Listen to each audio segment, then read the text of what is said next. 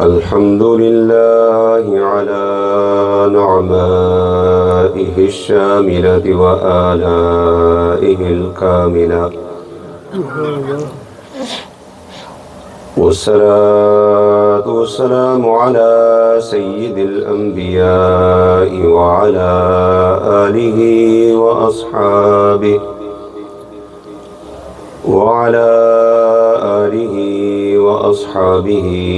على الصدق والصفاء. أما بعد، فقد قال الله تبارك وتعالى في كلامه المجيد والفرقان الحميد: سبحان الذي أسرى بعبده ليلا. صدق الله مولانا العلي العظيم، وبلغنا رسوله النبي الكريم الأمين، ونحن على ذلك لمن الشاهدين والشاكرين، والحمد لله رب العالمين. ببركته إن الله وملائكته يصلون على النبي، يا أيها الذين آمنوا صلوا عليه وسلموا تسليما.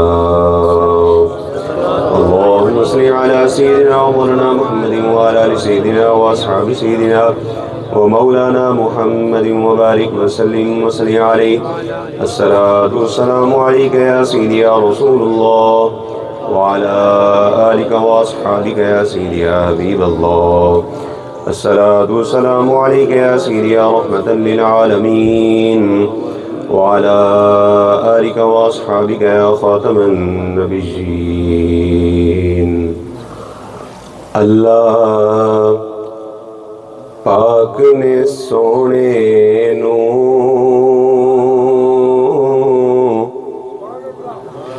عرشاں تے بلایا اے. اچھی آنکھو یا سبحان اللہ. اللہ پاک نے سونے نو عرشاں تے بلایا اے. مل کر پڑھ لیجئے نا. اللہ پاک نے سونے نو عرشاں تے بلایا اے. سب پردے ہٹا کے تے دیدار کرایا اے. سب پردے ہٹا کے تے دیدار کرایا اے. اللہ پاک نے سونے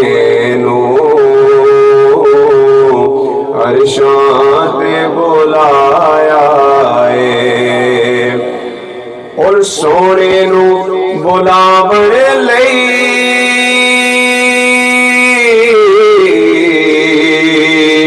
جبریل امی آئے. سونے نو بلاون لئی جبریل امی آئے. جبریل امی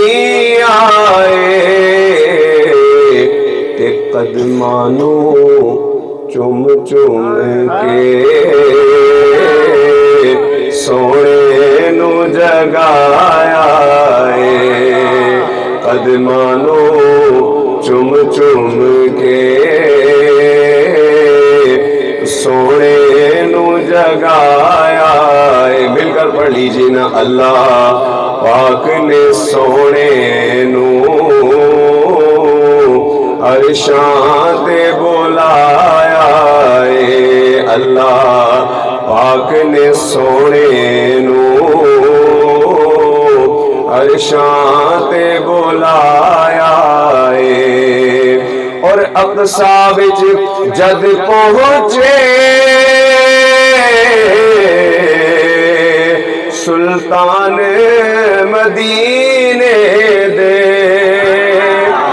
اقصا وچ جد پہنچے سلطان مدینے دے سلطان مدینے دے سب نبیاں امام اپنا سونے نو بنایا ہے سب نبیاں امام اپنا سونے نو بنایا ہے مل کر پڑھ لیجئے اللہ پاک نے سونے نو عرشاں کوئی لب خاموش نہ رہے اللہ پاک نے سونے نو عرشاں تے بلایا اے سب پردے ہٹا کے تے دیدار کرایا اے مولا صلی وسلم دائما ابدا على حبيبك خير الخلق كلهم يا صاحب الجمال ويا سيد البشر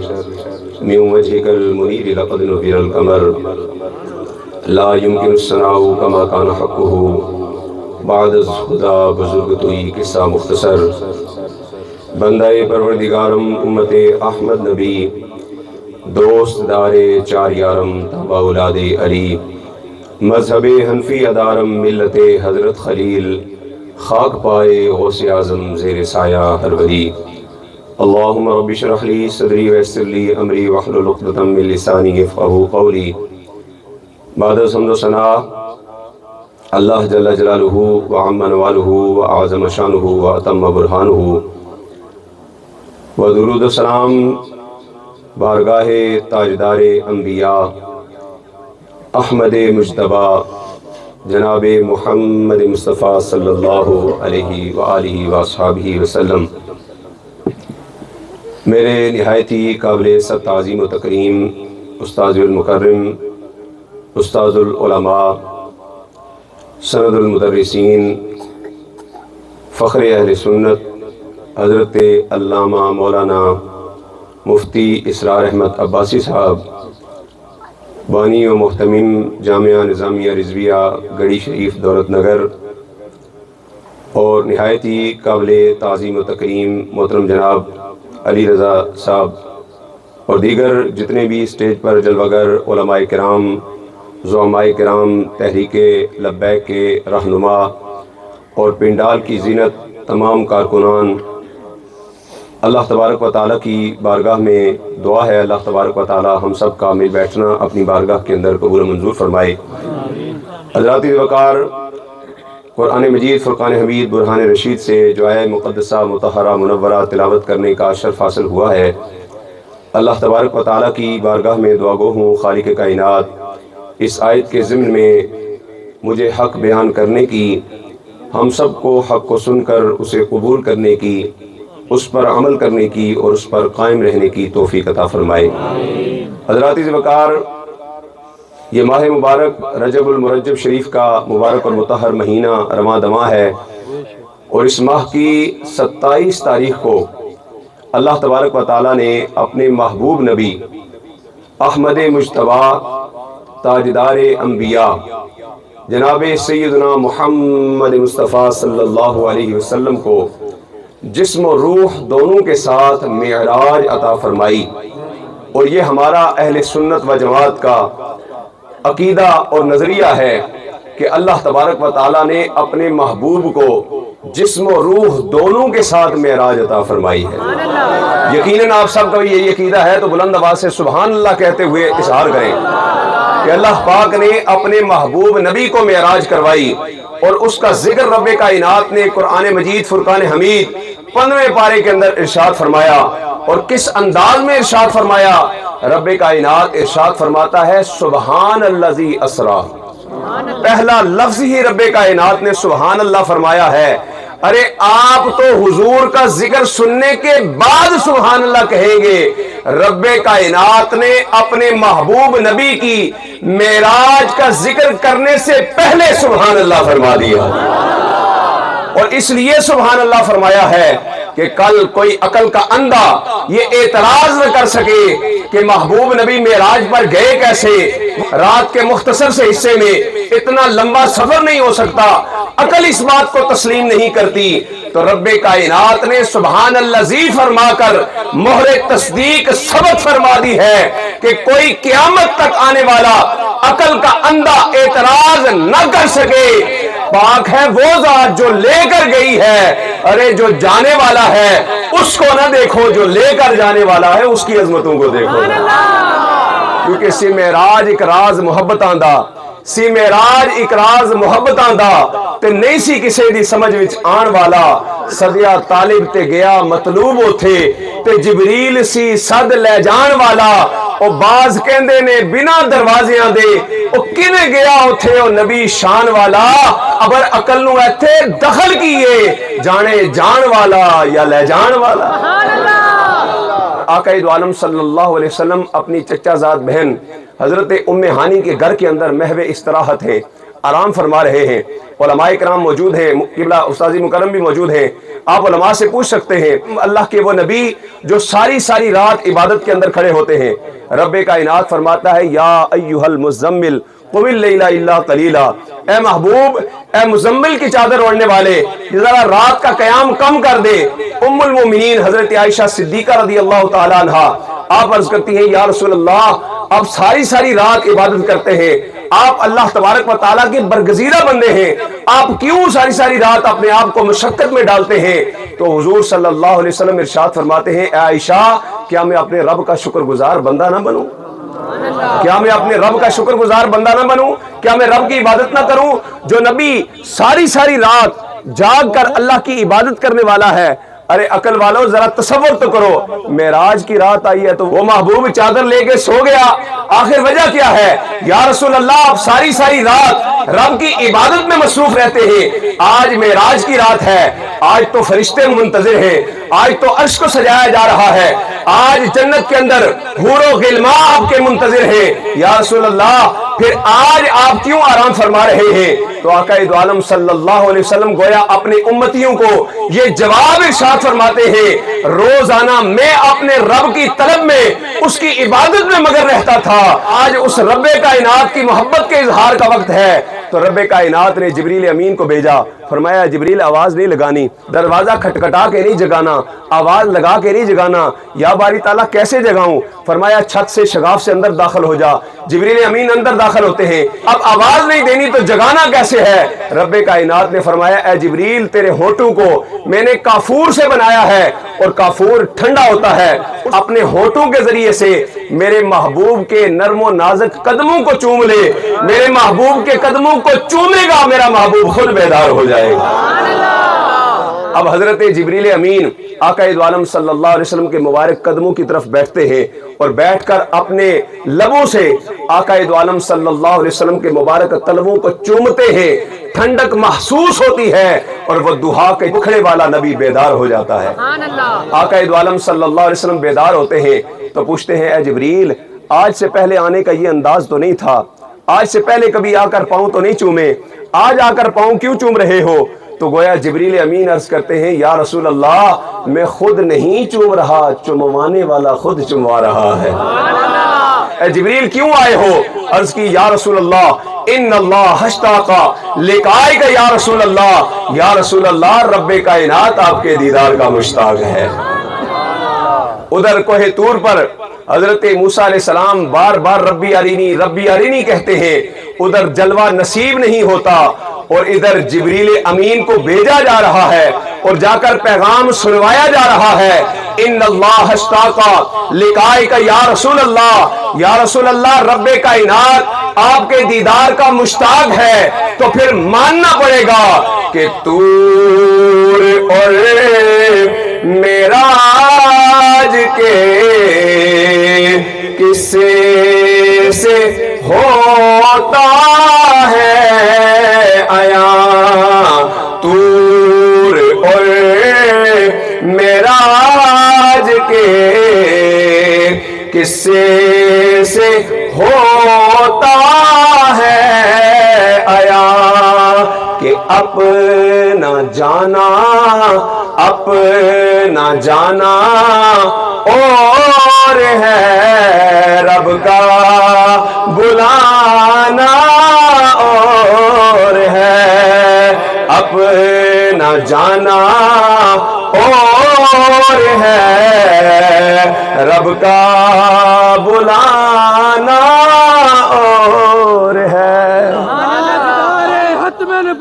زندہ باد زندہ باد۔ آقا دو عالم صلی اللہ علیہ وسلم آب زمزم سے وضو فرماتے ہیں، جبہ مبارک زیب تن فرماتے ہیں، اپنی دستار کو سجاتے ہیں، اور براق پر جب سوار ہونے کی باری آتی ہے تو آقا دو عالم صلی اللہ علیہ وسلم ٹھہر جاتے ہیں، حضور رک جاتے ہیں۔ حضور صلی اللہ علیہ وسلم کے چشمان مقدس سے آنسو کی لڑیاں جاری ہیں۔ آقا دو عالم صلی اللہ علیہ وسلم غمگین ہیں۔ جبریل امین عرض کرتے ہیں یا رسول اللہ آج تو خوشی کا موقع ہے، آپ کو دولہا بنایا جا رہا ہے۔ 1,24,000 کم و بیش انبیاء میں سے کسی کو یہ مقام و مرتبہ نہیں ملا جو آج آپ کو مل رہا ہے، آپ غمزدہ کیوں ہیں؟ یہ تو خوشی کا موقع ہے۔ میرے آقا دو عالم صلی اللہ علیہ وسلم نے ارشاد فرمایا اے جبریل آج میرے لیے سواری بھیجی گئی ہے معراج پر جانے کے لیے، لیکن کل جب میری امت پل صراط سے گزر رہی ہوگی ان کے لیے کون سی سواری بھیجی جائے گی؟ اللہ اکبر۔ اعلیٰ حضرت فاضل بریلوی رحمت اللہ تعالی علیہ فرماتے ہیں جو نہ بھولا ہم غریبوں کو رضا، جو نہ بھولا ہم غریبوں کو رضا، یاد اس کی اپنی عادت کیجئے، یاد اس کی اپنی عادت کیجئے۔ انسان کی زندگی کے اندر 3 خاص موقع آتے ہیں، ایک جب وہ پیدا ہوتا ہے وہ لوگوں کی نگاہوں کا مرکز ہوتا ہے، دوسرا جب وہ دولہا بنتا ہے لوگوں کی نگاہوں کا مرکز ہوتا ہے، تیسرا جب وہ مرتا ہے لوگوں کی نگاہوں کا مرکز ہوتا ہے۔ میرے آقا دو عالم صلی اللہ علیہ وسلم دنیا میں تشریف لائے تو لب پر امتی امتی تھا، معراج کے لیے دولہا بنے، لب پر امتی امتی تھا۔ جب دنیا سے جانے کا وقت آیا مولا کائنات فرماتے ہیں قبر انور کے اندر رکھا تو لبہائے مقدس ہل رہے تھے، تو تب بھی لان لگا کر سنا تو زبان پر امتی امتی کی صدا جاری۔ اسی لیے اعلیٰ حضرت فرماتے ہیں دشمن احمد پہ شدت کیجئے، دشمن احمد پہ شدت کیجئے، جو ہمیں نہیں بھولے ان کے ساتھ وفا کا تقاضا یہ ہے کہ دشمن احمد پہ شدت کیجئے، ملحدوں کی کیا مروت کیجئے، ارے ذکر ان کا چھیڑیے ہر بات میں اور چھیڑنا شیطان کی عادت کیجئے، اور مثل فارس زلزلے ہو نجد میں ذکر آیات ولادت کیجئے، اور غیظ میں جل جائے بے دینوں کے دل، یا رسول اللہ کی کثرت کیجئے۔ آقا دو عالم صلی اللہ علیہ وسلم معراج کے لیے روانہ ہوتے ہیں تو حضور صلی اللہ علیہ وسلم کو مسجد حرام سے مسجد اقصی کا سفر کروایا جاتا ہے۔ علامہ غلام رسول سعیدی رحمت اللہ تعالی علیہ آپ معراج شریف کی حکمتیں اس آیہ مبارکہ کے تحت ذکر فرماتے ہوئے آپ ارشاد فرماتے ہیں کہ اللہ تبارک و تعالی خالق و مالک ہے، وہ چاہتا تو اپنے محبوب کو مکہ مکرمہ سے ڈائریکٹ آسمانوں پر لے جا سکتا تھا، چاہتا تو اللہ تبارک و تعالی وہیں سے ڈائریکٹ آسمانوں پر بلا سکتا تھا، پھر رب کائنات نے مسجد حرام سے مسجد اقصی کا سفر کیوں کروایا؟ آخر اس کے اندر حکمت کیا تھی کہ اللہ تبارک و تعالیٰ نے مسجد حرام سے مسجد اقصی پہلے لے جایا اور پھر وہاں سے آسمانوں کی طرف سفر کروایا؟ آخر اس کے اندر حکمت کیا تھی؟ اس کا جواب ارشاد فرماتے ہوئے آپ ارشاد فرماتے ہیں اس کے اندر حکمتیں بے شمار ہیں، لیکن ایک حکمت اس کے اندر یہ تھی چونکہ جو اہل مکہ تھے، جو مکہ کے رہنے والے تھے، ان کفار میں سے کسی نے آسمانوں کی سیر تو کی نہیں تھی، لیکن مسجد اقصی ان میں سے بہت سو نے دیکھی ہوئی تھی، بہت سے ایسے تھے جنہوں نے مسجد اقصی دیکھی تھی۔ اگر حضور صلی اللہ علیہ وسلم ان کے سامنے فرماتے کہ میں 7 آسمانوں کی سیر کر کے آیا ہوں تو کوئی بھی نہ مانتا، لیکن چونکہ مسجد اقصی دیکھی تھی، جب حضور نے فرمایا میں مسجد اقصی سے ہو کر آیا ہوں تو وہ پوچھنے لگے بتاؤ جی مسجد اقصی کی نشانیاں کیسی ہیں، نشانیاں بتاؤ، دروازے کیسے ہیں، در و دیوار کیسے ہیں، کھڑکیاں کیسی ہیں، چھت کیسے ہیں۔ وہ سمجھتے تھے کہ ایک رات کے اندر مسجد اقصی بھی جا کر نہیں آ سکتا بندہ، اتنا لمبا سفر ہے کہ ایک رات کے اندر تو وہاں پہنچا بھی نہیں جا سکتا، واپس آنا تو ناممکن سی بات ہے۔ تو اس لیے مسجد حرام سے مسجد اقصی اگر ثابت ہو جائے، اگر حضور صلی اللہ علیہ وسلم ان کو صحیح نشانیاں بتا دے جو حضور نے ان کو بتائیں، ان کے پوچھنے پر حضور صلی اللہ علیہ وسلم نے ایک ایک کھڑکی کو گن کر بتایا ہے، ایک ایک دروازے کو گن کر بتایا ہے۔ اور مفسرین فرماتے ہیں جب اہل مکہ نے حضور کے سامنے یہ سوال کیا تھا تو رب کائنات نے مسجد اقصی کو اپنے محبوب کے آنکھوں کے سامنے واضح فرما دیا تھا، اور حضور دیکھ دیکھ کر بتاتے جا رہے تھے یہاں پر اتنی کھڑکیاں ہیں، اتنے دروازے ہیں۔ تو حکمت یہ تھی کہ اہل مکہ جب اس بات کو تسلیم کر لیں گے کہ جو محبوب نبی رات کے مختصر سے حصے میں مسجد حرام سے مسجد اقصی جا سکتا ہے، وہ ساتوں آسمانوں سے اوپر کی سیر کر کے بھی آ سکتا ہے۔ اور اس حوالے سے اہل سنت کا عقیدہ و نظریہ مضبوط ہونا چاہیے۔ اور امیر المجاہدین علامہ حافظ خادم حسین رضوی رحمۃ اللہ تعالی علیہ، آپ تو سنیوں کا عقیدہ مضبوط کر کے دنیا سے گئے ہیں۔ ایسے علماء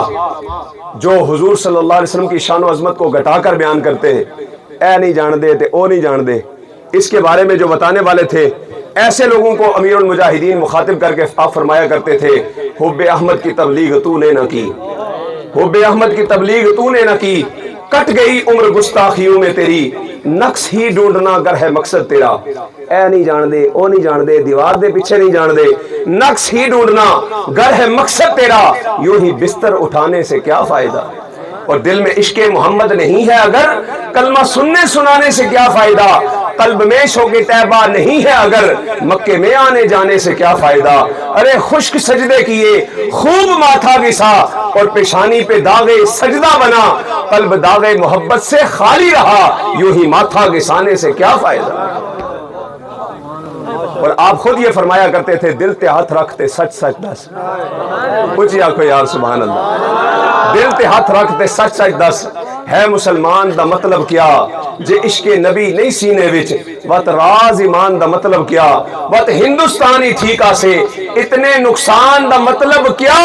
اور جتھے پاک نبی دی عزت نہیں اس پاکستان دا مطلب کیا۔ اور معترضین سائنس کے ساتھ ملاتے ہیں واقعہ معراج کو، اور کہتے ہیں جی سائنس اس بات کا تقاضا کرتی ہے کہ زمین کی ایک کشش ثقل ہے، جہاں پر جا کر وہ ختم ہو جاتی ہے وہاں سے اوپر سانس لینا ناممکن ہے، بندہ سانس ہی نہیں لے سکتا، بغیر آکسیجن کے سفر کر ہی نہیں سکتا، اور آج سے 1400 سال پہلے یہ آکسیجن سلنڈر والا تو تصور بھی نہیں کیا جا سکتا، تو بغیر آکسیجن سلنڈر کے کوئی کیسے اوپر جا سکتا ہے۔ کہتے ہیں پھر آگے کرۂ نار آتا ہے، کرۂ زمہریر آتا ہے، وہاں سے جاتے ہوئے بندہ جل جاتا ہے، پھر آسمان مکفل ہے، یہ بند ہے، وہاں سے بندہ آگے کیسے جا سکتا ہے۔ عقل اس بات کو تسلیم نہیں کرتی۔ میں نے کہا سائنس اور ٹیکنالوجی ساری زندگی ترقی کرتی رہے، ساری زندگی ترقی کرتی رہے، لیکن میرے آقا دو عالم صلی اللہ علیہ وسلم کے قدموں تک بھی نہیں پہنچ سکتی۔ ارے حضور صلی اللہ علیہ وسلم کی شان و عظمت رب کائنات نے اتنی بلند کر دی ہے کہ کائنات کا کوئی انسان حضور کے قدموں کی گرد راہ کو بھی نہیں پہنچ سکتا ہے، کیونکہ معراج محمد نے کیے راز جو افشاں، معراج محمد نے کیے راز جو افشاں، وہ راز خلاؤں سے ہوا پوچھ رہی ہے۔ معراج محمد نے کیے راز جو افشاں، وہ راز خلاؤں سے ہوا پوچھ رہی ہے، اور پھیلائے ہوئے گوشائے دامانے تجسس، ارے سائنس بھی محمد کا پتہ پوچھ رہی ہے۔